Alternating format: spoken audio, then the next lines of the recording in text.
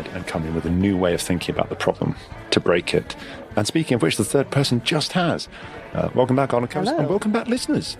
You join us for the pub-isode, and there's only one pub we could possibly be in for this episode, and that is the Counting House Bar that sits inside Old Lloyd's Bank on Broadstairs High Street to this day.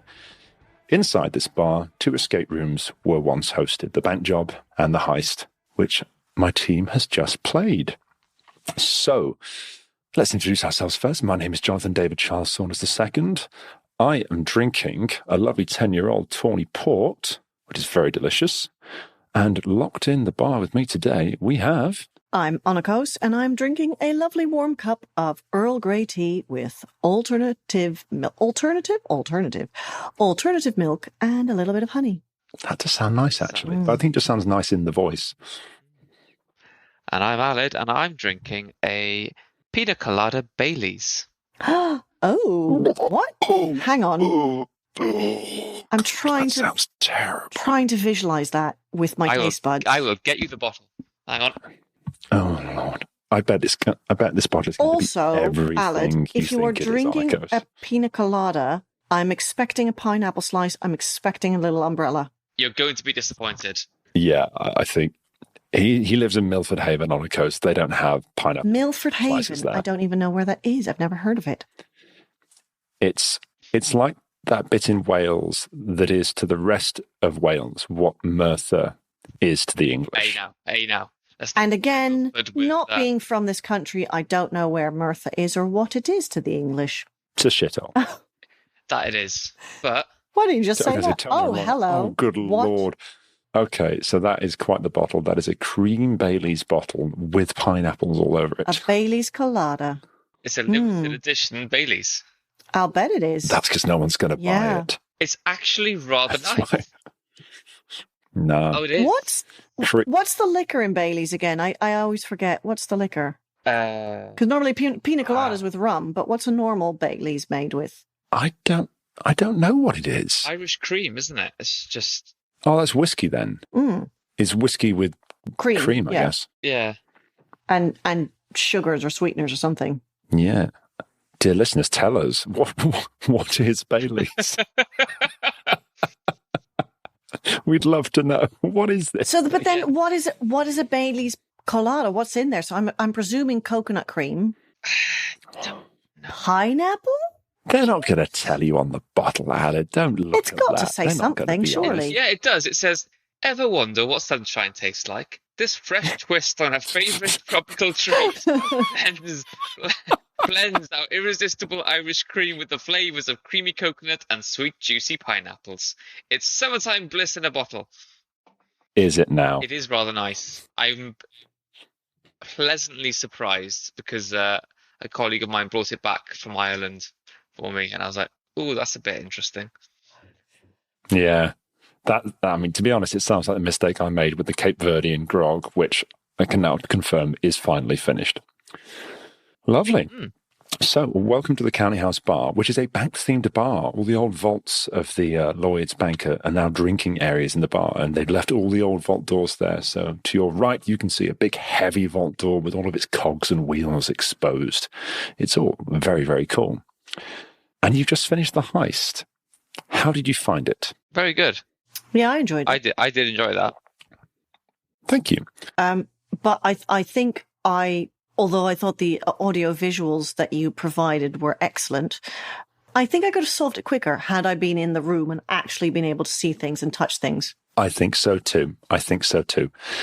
It was fascinating watching you guys go through that because there were certain elements of the room that had huge problems in physical play.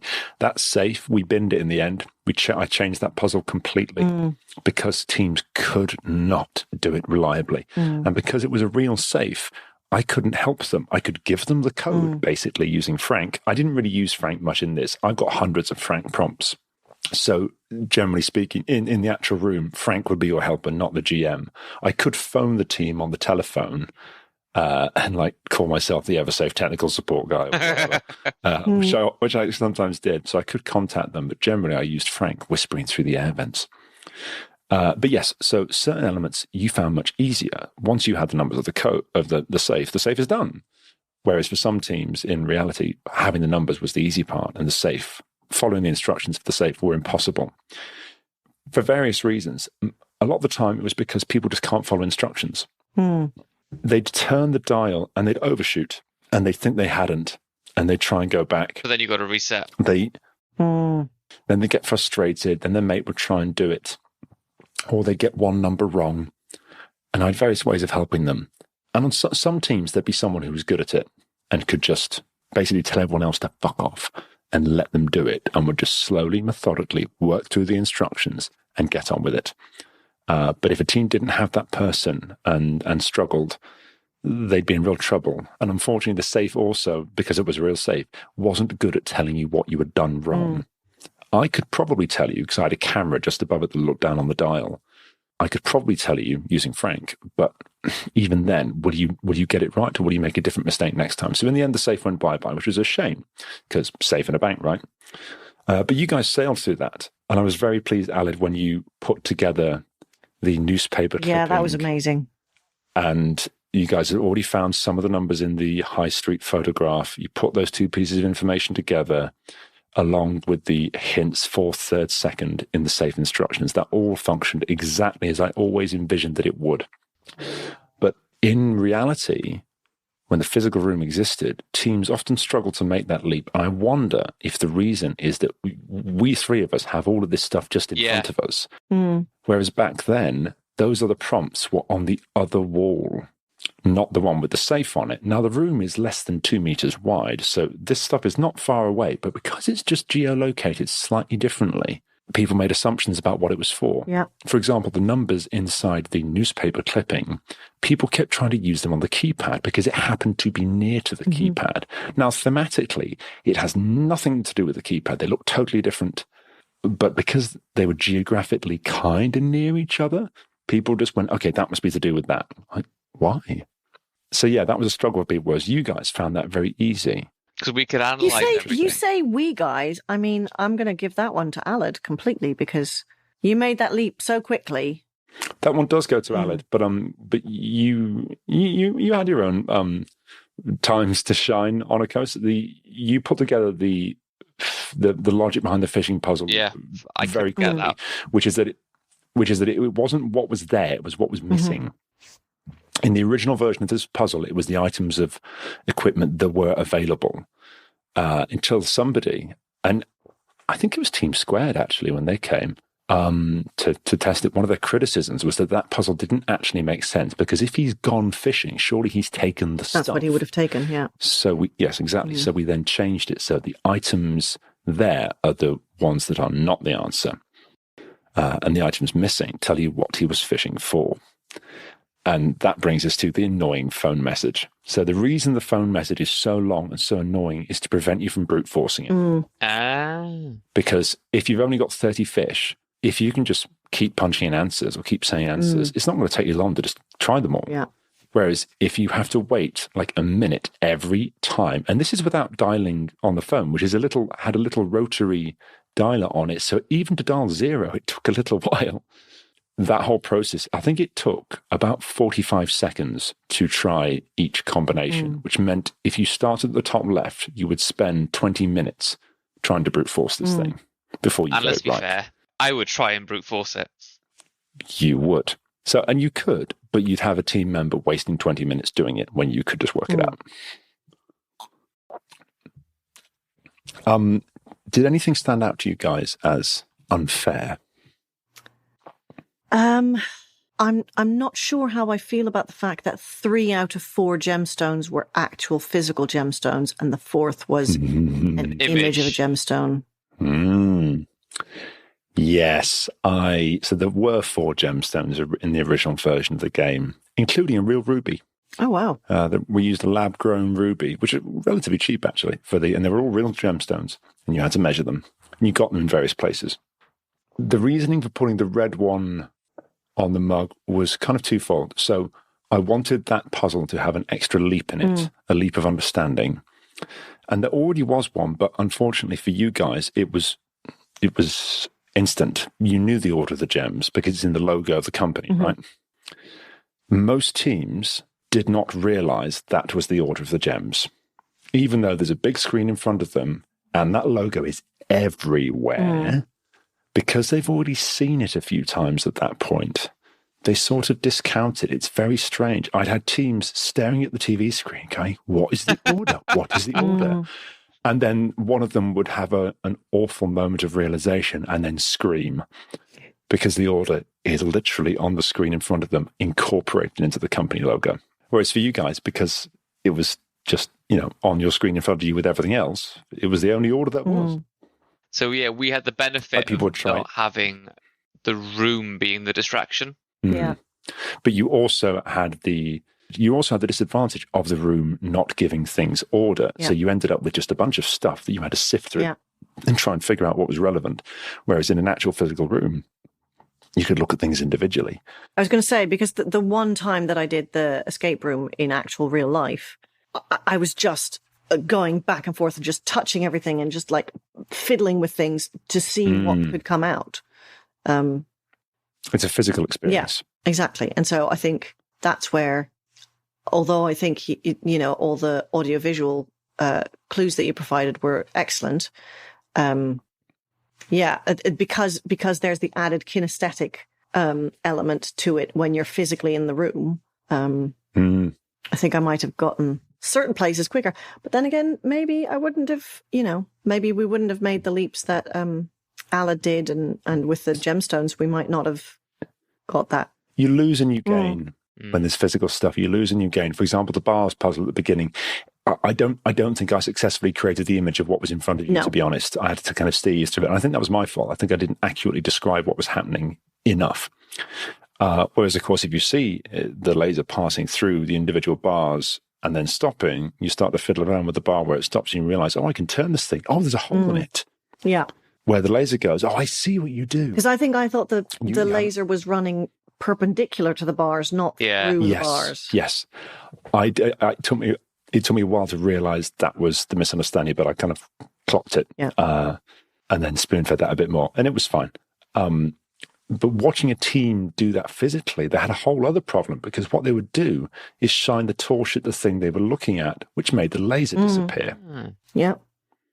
You had to look at it in the dark, but if we didn't give them a torch, they couldn't look at anything. So you had this awful quandary where if a team used the torch too little, they couldn't find anything. If they used it too much, they managed to make their own puzzle invisible. Yeah. Because that's the other thing. Which was a bit of a problem. To be actually physically in the dark. So it was never totally dark. When the kind of quote-unquote power goes off, the screens, which really did dominate the room, they were black, but they weren't off. Yeah. So there was always a slightly pale glow in the room, which actually was lovely. It was very effective. And you guys didn't get to really experience it. Really experience that. The other thing you didn't get to really experience is that at the end of the room, when I said like things explode, now obviously we couldn't have all of that stuff exploding, but we did have some pyrotechnics. Oh, nice. So at the end of the game, when you overloaded the generator, there'd be this we had surround sound, full 5.1. So we had like this rumbling sound, kind of alarms coming out of that end of the room to help people, to make them move away. And then a cold spark machine was buried above the shutter. So suddenly showers of sparks would rain down from the ceiling around the shutter. And then it would raise. Nice. It was very cool. Very cool. And people always loved the ending, because it was, you want to keep your finale and where you're spending the money to the end, right? And it was a great ending. I was going to say, so you say it is no more. Yes. Has a different escape room taken its place, or is it just there's no more? It's closed. They both closed. The bank job and the heist. Basically, it wasn't making enough money. The venue runs a pretty successful bar too, and could use the spaces as drinking spaces or storage spaces as well. And if the escape room is only making, a few £100 of profit each month, and the bar's making thousands, it just makes sense. Eventually, it made sense to just can it. They were both good rooms. They were both unusual rooms because they were designed and built very differently to normal escape rooms. It's quite hard to to do it credit, but both of them had the advantage that they felt very solid. Like when I say those bars were solid, you weren't getting out unless I let you out. All the madlocks we used were security grade. Everything was very heavy and felt very real. And we had a huge desire to make that reality, because escape rooms can be guilty of being a bit paper thin at times. And all of us who were designing it, and Steve, who was building it, all of us didn't want that. And we're kind of unified in that. So the gemstones were all real gemstones, cheap ones, but actual gemstones. They weren't plastic, so that when you held them in your hand, they felt like the real thing. And the safe was real, which caused its own problems, but you felt like you were handling a real safe. Just out of curiosity, so we always love that stuff. Because obviously I happen to recognize Frank, probably from an FBI Most Wanted poster, but I happen to recognize him. I did wonder, does he make an appearance in the manager one as the bank manager? So the bank manager, Mr. Sterling's picture on the wall, the man with the beard. Oh, okay. So he is actually Dan Kelsall, who is the owner of the venue. Oh, really?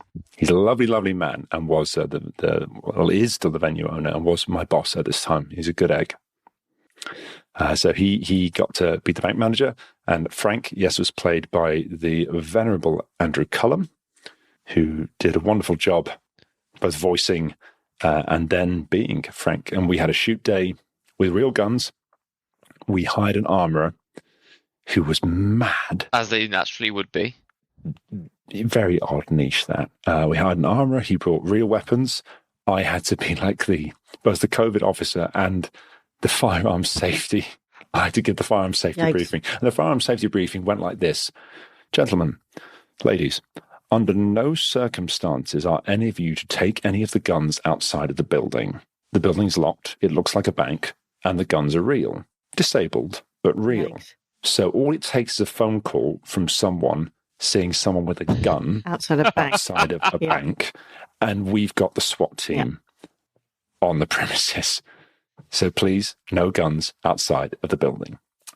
My fear, if I ever were to work with guns anywhere, my fear would always be, are they properly disabled? Alec Baldwin. Exactly. Yeah. Like Alec Baldwin, is it Brandon Lee?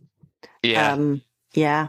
There's been a few where I'm just like, why are there even bullets anywhere near this if it's just a prop? Why can it not be a proper prop? The thing is, you can do a lot with just props, and none of these guns worked. But if you cast your mind back to the video where one of the robbers shoots the other guy, there's a muzzle flash, there's a bit of recoil, there's a blood splatter. All credit to Nathan Lee there, who was our marketing man and did the video editing and directed the shoot. I was assisting him and being one of the performers in it, and he was directing. And we used the real CCTV feed of the building. So all of the camera feeds with the CCTV on it are actual CCTV feeds. And he added in the muzzle flash and the blood splash, and all of that was put in post. Oh, wow. Yeah. Oh, well done. Good job. Really good job. It looks, it does. Solid. The other performers were all mates of the venue. And the most amazing thing happened. So me and Nathan were campaigning for professional actors to be hired for this. I was going to be in it. There's a young woman in the robbery at the beginning. In fact, at one point in the first video, I grab her by the hair and point a gun at her head to tell them to open one of the doors. So she was an actress. Everyone else was an amateur, including the other robbers who did most of the... They did well. But they did great. And the most amazing thing happens to some people. Because me and Nathan were really worried about this, like using amateurs to do anything dramatic. Like, that can just go so wrong. And these guys were like builders. The guy who brought in all the heavy drills, they're his drills. He does core drilling. That's real stuff. He and the other chap who ends up in the vault with their balaclavas on, he's a builder. So they're not performers. But you put balaclavas on them, put them in a bank, give them some guns, and tell them they're robbers today. And because it's on CCTV, there's no cameras in their face, there's no sound guy with a big boom mic taking away their sense of reality. You stick them in a bank vault with a bunch of money, and we used the vault for the original bank job escape room. So everything around them looked real. They had a big vault door that really closed on them and locked them in. They had big chunks of cash and duffel bags to put them in, bars everywhere. There's actually a diamond in a cabinet in a corner in that shot from the original escape room. So you give people all the stuff to let their imagination run, and they'll run with it. And they were brilliant. They were absolutely fantastic performers. And me and Nathan were just watching the feeds as we were filming and giving a bit of direction, and we couldn't believe our luck. Because they did a fantastic job. We did have one problem, though. You heard in the footage audio of them arguing. We didn't have any. All of the audio was reconstructed by me and Nathan and dubbed in over the top. CCTV doesn't have audio normally. CCTV does not have audio. So we had mics for the main robbery at the beginning, and then for the stuff in the vault, me and Nathan dubbed it afterwards. I think it worked. Well, exactly. I mean, that's all we could hear. Yeah. Oh, what have I done? Which is a lot of fun. But there we go. That was how it was created. That was great fun. Yeah. It was a good room. It's fun to see behind the curtain a little bit. Yeah. What you didn't see was the janky piece of software that ran the whole thing. So all of the videos were all on a piece of software that was written for the purpose. I try not to see software anyway. I wouldn't know the difference between software and hardware if they came up and bopped me on the head. Oh, you would? I really wouldn't. But by definition, you would. Software wouldn't bop you. Hardware would. I see. Okay. But yeah, it could have lived. It must have been good, but it's over now. Pretty much. I was just trying to think about why. Well, if it's financially motivated, then... Financially motivated, yeah. Capitalism. Yeah, basically. One must always be growing rather than just enjoying where one is. Yes, God, yes. That's pretty much it. You've got the rub there, Annekoos. Still, it was a lot of fun to bring it back to life. Well, thank you for bringing us in on it. Yeah, that was really good. Its final outing. No, my pleasure. I will never produce anything as high quality as that I was just going to say, you realise that you've now set yourself an unrealistically high bar. You've peaked, John. That's it. It's all downhill from here. Like software and a film shoot. And recorded. Yes. And a load of recorded audio, yeah. But it does make you think, though, there must be dozens and dozens of ex-escape rooms now that no longer exist. That you could do that with. You could recreate them as best you could. So it wasn't a perfect recreation. There were a few things that had to be changed, a couple of puzzles that I just abandoned completely. So you were doing, it wasn't exactly a simplified version. You were doing an earlier version than the final version of the room that we ended up with. So you had some of the really hard stuff in that got changed, not necessarily for easier things, but for a wider dispersal of things. So it was a bit more multi-linear by the time I left. Because it turns out that running an escape room is a terrible combination with an acting career. I say career in the loosest possible sense. All takes place at weekends. Madness. But yeah, there must be dozens of escape rooms out there that could be recreated in audio format. It's a bit like I used to do workshops, sort of themed workshops for a company, for a theatre company. And they used to be quite big, and they did maths workshops and restorative approaches, sort of PSHE workshops, that kind of thing. And some of them were really good, but the company decided to downsize, anti-capitalism. And now I'm like, oh, but what happens with those workshops? Could I just run them on my material? Yeah. You'd get sued. I would. I probably would. Yeah, exactly. Yeah. So I wouldn't, but sometimes I'm like, oh, I'd like to ask whether that's something that I could resurrect. You could probably buy it off them. I imagine capitalism again. Like I imagine if they own it and they're not using it, not making any money out of it. If you came along and said, look, I used to do those things for you. I thought it was good. I want to keep doing that product. And you don't. Can I buy it off you? They might. They probably want a silly figure. Possibly. But, well, either silly figure or they'd want a percentage of any workshops that I ran. Yeah, might be worth it. Then again, if I charged what they used to charge for it, I would still get paid about 10 times as much as I used to get paid and be able to give This is it. cut. And you've actually circled back beautifully to part of the problem. The problem, so part of the reason that I left was A, it clashed with acting stuff a lot, but B, it just wasn't really worth my time. I wasn't on minimum wage, but I wasn't far off it. And I was running both rooms and running the booking system and dealing with customer inquiries and editing the photos. And there was, it developed into something that took up enough brain space for a light salaried job, but without the light salary, and just wasn't financially worth it for me, and couldn't really be financially worth it for me because it wasn't my business. It wasn't your business, and also you were at a different phase in life. Like if you were in your early 20s and you were doing it, then it would have been fine. Yeah. But you're not. You are a dad, you have a mortgage, you have a Tesla, it's all of these things. Every damn episode has to come up at some point. Hey, it's a nice car. It is a nice car. It's a very nice car. Yeah, no, but you do make a good point. Mike has a theory about escape rooms that the reason they tend to pop up and last in relatively deprived areas is because you have a population of young people around there who are bright as a button but don't have many opportunities. So you can afford to pay them not that much and get a lot out of them, not in an exploitative way, but because that's all you can afford to pay them, and you need good people. So that means like 22-year-olds who are like into puzzles and stuff, but still live at home. Yeah. And can thus afford to work basically for minimum wage and be fine enough with it for a while. Or, young actors who are not working as actors full time. Or not so young actors. A day job. Yeah, exactly. Well, that's where the system falls down with the not so young actors.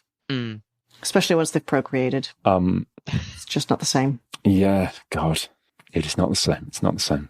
Don't do it, Aled. Don't procreate. It's a terrible idea. No plans. Fair enough. Have you guys got any recommendations for the listeners? Anything you have read or listened to recently that you thought was gosh darn good? Audiobook.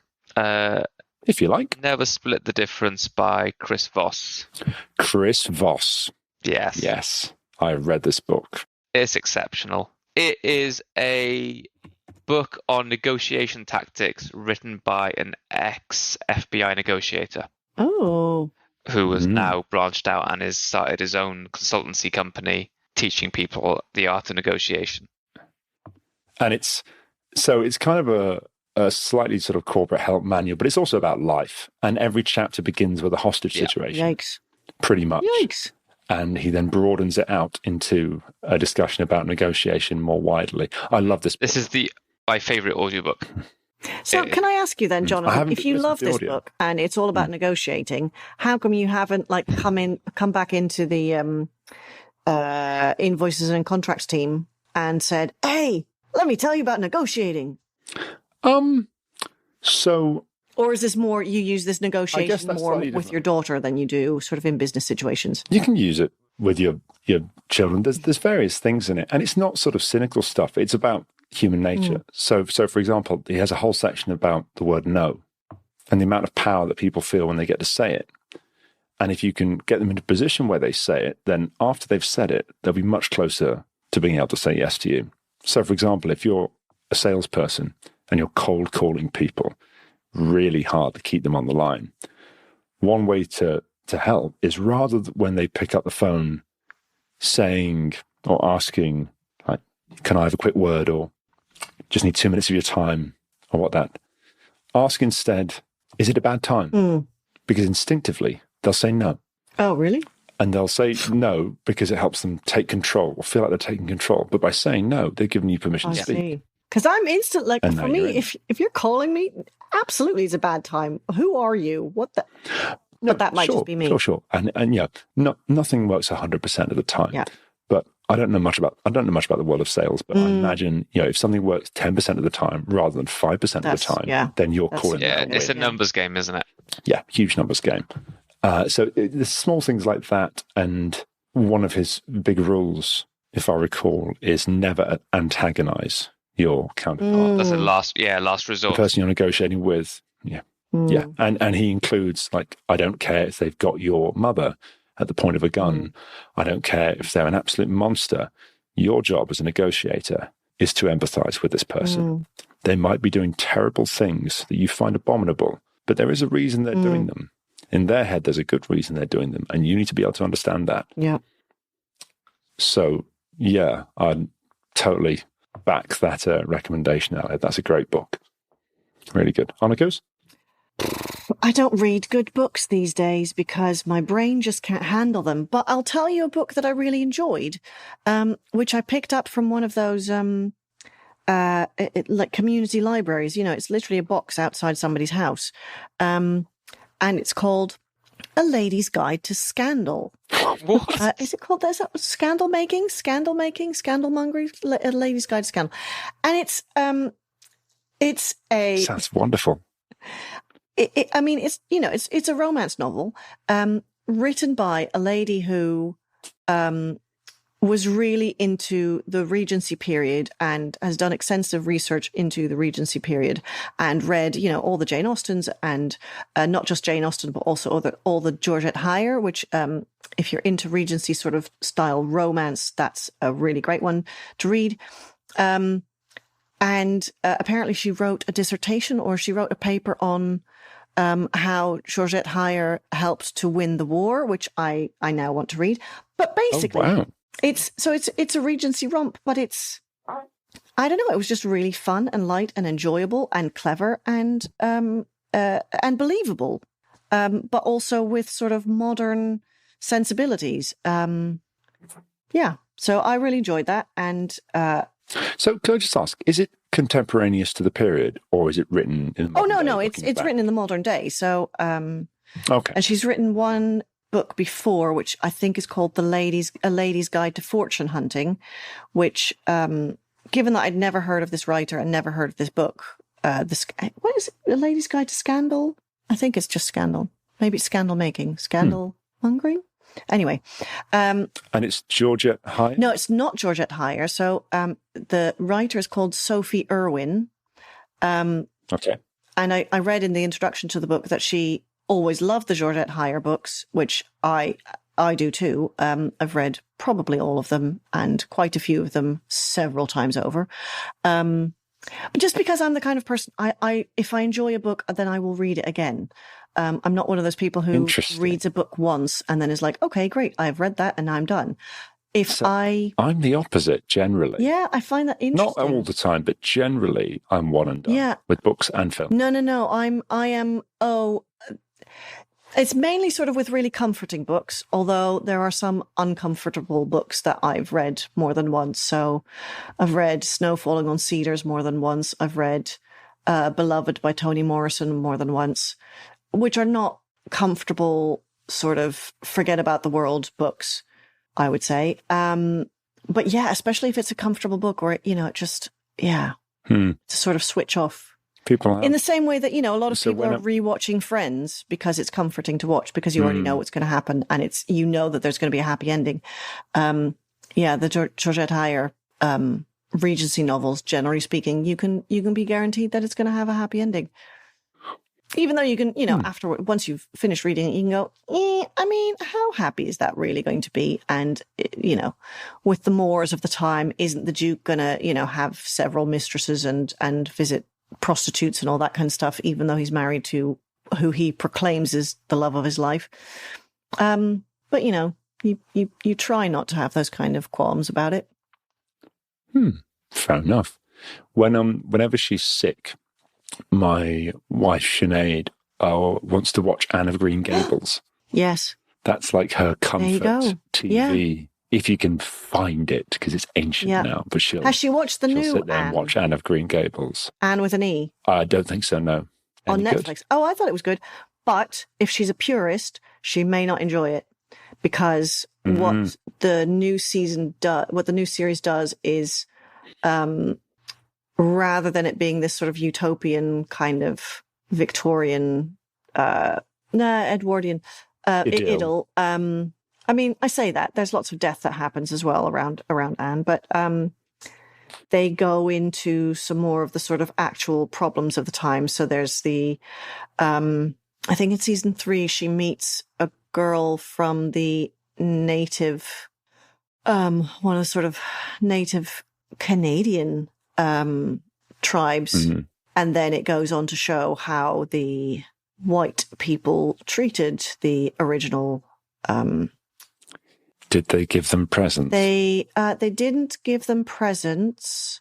I mean, I'm sure they did as well. But at that time, what they did was they basically abducted the children. They found a quasi-legal way to abduct the children, and they locked the children up in schools and did horrible things like cut the boys' hair off, which like they would only, I think that tribe, according to the storytelling in the series, boys from that tribe would only ever cut their hair when they were mourning something or someone. So they cut their hair off. They wouldn't allow them to use their own language. They had to use English. They had to pray, obviously, to the correct God. To the good Lord. Yeah, so they indoctrinated the children horrifically, and obviously, locked them up and beat them and starved them and did all kinds of horrendous things to them. Because, if you start with the children and you indoctrinate them young enough, then when they have children, they will pass those things on to their children. So it's kind of the standard colonial playbook. Yeah, it's very much the standard colonial playbook. But so it's interesting that I don't want to minimize the horror. No. Because it is. Yeah. But you could look at that in even closer to home. You could look at that in the English treatment of the Absolutely. Irish. Absolutely. During the 800 years of repression. And Welsh. Yeah. And Welsh. Yeah, the Welsh had it coming. Punch him in the face, Aled. But you can find that pattern. I mean, the Romans did it as well, didn't they? So the Romans did it. Any culture that is able to militarily dominate another, how do you then turn that into cultural hegemony? Yep. You do that through indoctrinating and changing the language and changing what they're taught. I mean, look at Russia and Ukraine. Look at what's happening with schools in the occupied territories there. It worked 2,000 years ago in ancient Rome, and it is the way conquering powers do that now. So it's interesting because in the books there is never any mention of... I bet no. I don't think there's even any mention of any non-white people, let alone any mention of, the original inhabitants of the land. So it's interesting that they've modernized it, and there's a lesbian relationship in it as well. So it still has the charm, and I think it's very well cast and very well played. So it still has the original charm, but it does also bring along criticism of the age and of the mores of the time. That might upset the purists. That's what I'm saying. So I don't know whether Sinead would be upset by it or whether she would appreciate. So maybe not when she's ill. It sounds like a pretty healthy evolution, though. Absolutely. Because if you're going to make something again, you're not just doing it so you can reshoot it on better cameras. It's like what Greta Gerwig did with Little Women, in a sense, because I've always loved Little Women. Again, a book that I've reread several times, and I love the 1990s film with Winona Ryder and Christian Bale as Laurie. Oh wow! But what Greta Gerwig did really cleverly was, again, sort of put it in more of a wider context of its time. So it's not just the idyll. She doesn't give, spoiler alert, but she doesn't give Jo a happy ending, which she does in the book. Louisa May Alcott gives her a happy ending in the book. But apparently, when she initially wrote Little Women, she didn't give her main character, who's based somewhat on herself, a happy ending, because she didn't have the traditional happy ending. She didn't, run off with the professor and have a happy life with him in a, busy household full of wayward children. But her publisher made her change it, because he was like, well, women only want, the Little Women readers, they only want a happy ending. Yeah. I think. And so she did. Have you heard of the original ending of The Little Mermaid? Oh yeah, absolutely. Ooh, yeah. Yeah. No, I have the The Hans Christian Andersen I have a one. bundle of Hans Christian Andersen tales, and we know in the Netherlands we know a number of his tales, not just The Little Mermaid. So there's also a tale about. Yeah, you guys are better at keeping dark stories alive. Though. Yeah. We've sanitized a lot of stuff. She ends up with a broken heart and turns into sea foam, but also when she takes the potion and goes to God. Sorry? Well, the original one, she ascends to heaven. Oh no, it's very much. He is very religious. So like the little match girl, also there's something about how she doesn't pray to God enough or something, and that's why she dies. But the Little Mermaid as well, when she gets her legs, not only is her voice taken away from her, but also her feet bleed with every step, as if she is walking on either broken shells or glass, broken glass. Yeah. So she can dance. But it's absolute agony. Yeah. Did he also? Did he also write the Red Shoes, or was that a different folktale? That's such a Red Shoes detail, isn't it? The walking but it's sagging, or dancing but it's sagging. I wonder. I don't know. Oh, cool. So I'm just thinking of my own recommendation now. I have just gone back to the fantasy genre for the first time in a long time, and I'm reading A Wizard of Earthsea by Ursula K. Le Guin. Okay. I'd never read any Ursula Le Guin or really heard of her, but she was being discussed on the radio, and Sinead and I were listening to it, and Sinead, being rather brilliant in this way, noted my interest, and then next time my birthday came round, there was a thick volume of Ursula K. Le Guin in some paper, and it's wonderful. It's really wonderful. I always feel a bit fearful with fantasy. Now I'm grown, because I loved it so much as a child and teenager, and I worry that if I revisit it, the magic's gone. The magic, not only is the magic gone, but that I'll have destroyed that memory. Like I loved, when I was like 14, 15, I loved the His Dark Materials series, The Northern Lights, The Southern Life, and The Amber Spyglass, and found them gripping and then ultimately heartbreaking books. And I don't dare read them again.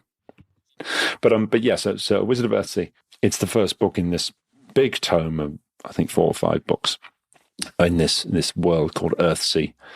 And it's wonderful. She's got an incredibly specific style, and it's really hard to pin down. It's almost like her words sort of flow out in a very ethereal way, but also with an almost biblical authority. You truly believe that she is speaking of a land that is old and detailed, and has all of these little like stories and ancient tales and myths and time before those myths in it, and has a variety of peoples in it that have their own traditions and their own expectations of each other and their own little foibles and strangeness and idiosyncrasies. And it's all, she doesn't hit you over the head with it. You follow this kid, Ged, and what he sees, you see more or less. But you get a wonderful sense of a wider world to it, which I'm sure I'm going to get to explore. But yeah, it's been wonderful so far. I'm only 60 pages in, but it's already got me firmly gripped. So yes, A Wizard of Earthsea by Ursula K. Le Guin. That is my recommendation. Nice. And with that, at 11:38 p.m., I think we'll call it a night. I think that's a good idea. Thank you very much for joining me, guys. Thank you, dear listener, for joining us. And we will see you next week on The Infinite Escape Room. Bye. Bye.